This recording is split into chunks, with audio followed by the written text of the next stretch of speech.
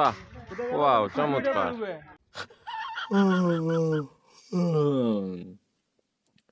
ভাত সকালে ঘুম থেকে উঠে দেখি আমাদের পুকুরে মাছ ধরেছে, তাই দাদা এবং আমার কাকি মিলে মাছগুলি ভাগ করছে। তারপরে আমি আবারও ঘুমিয়ে পড়েছিলাম।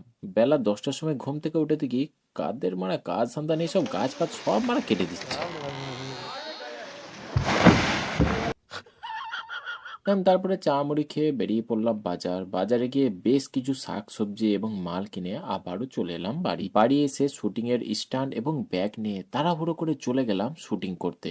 খাবার টাইমও পাই নাই, তাই শুটিং এ এসেই একটা কেক খেয়ে নিলাম। কি আর করব, গরিব মানুষ। তারপরে স্টার্ট হয়ে গেল আমাদের শুটিং। শুটিং শেষ করে দুপুরে চলে গেলাম বাড়ি এসে ফ্রেশ হয়ে লাঞ্চ করে আবারও বেরিয়ে পড়লাম শুটিং করার